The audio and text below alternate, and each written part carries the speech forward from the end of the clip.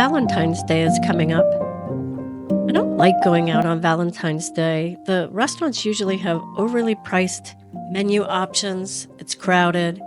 I like to stay at home and make a nice meal. And that leads me to thinking about dessert. Traditionally, we have a chocolate-based dessert, but this year I wanted to do something different. I thought I'd try a pavlova. It's a crunchy meringue base topped with a beautiful coconut whipped cream and some berries in a berry sauce. This elegant dessert is perfect for any special occasion, but you won't believe how easy it is to make. The ingredients you need are 1/2 cup of aquafaba. That's the liquid from a can of chickpeas.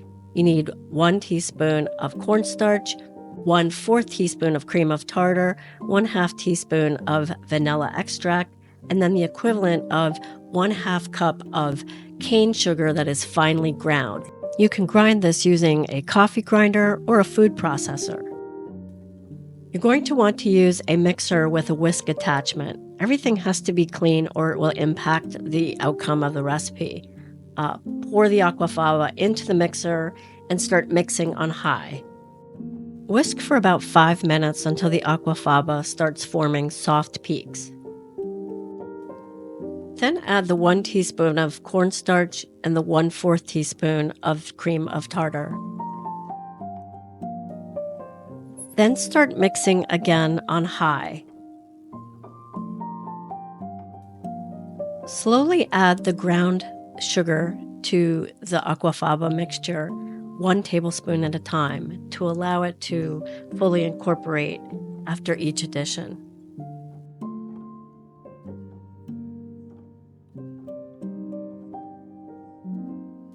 Briefly stop the mixer to add 1/2 teaspoon of vanilla, but then resume mixing. Continue whisking until you achieve stiff peaks when you pull up the whisk attachment. Check for this periodically because you don't want to overmix. Line a baking tray with parchment paper and place the pavlova mixture on the baking tray.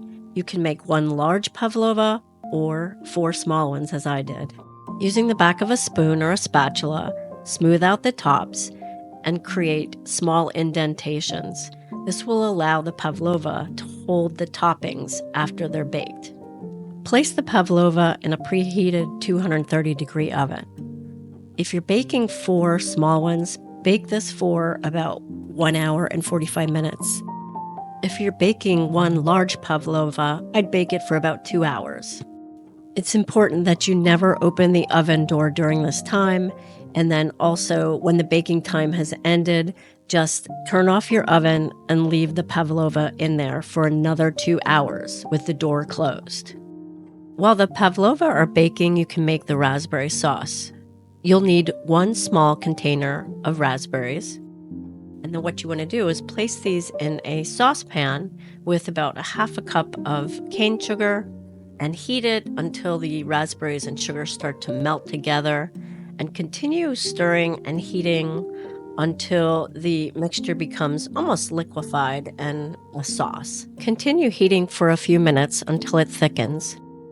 Allow the sauce to cool slightly, and then you want to strain out the seeds. Just use a small strainer and pour the sauce into that, and continue scraping the bottom so you get all of the sauce, but you have to keep stirring the seeds so that the sauce presses through the strainer.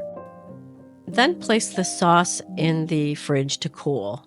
To make the coconut whipped cream, you want to use 1 can of full-fat coconut milk that's been placed in the fridge overnight so that the coconut cream thickens. You want to remove just the coconut cream, that's the solids, and place in a mixer. It's best to use a coconut milk that does not have any additives like guar gum.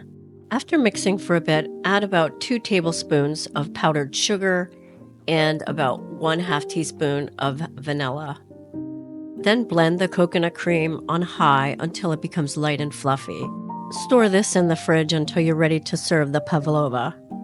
After you've patiently waited for the 2 hours of baking in the oven and the 2 hours of standing in the oven with the temperature off, the pavlova should be ready.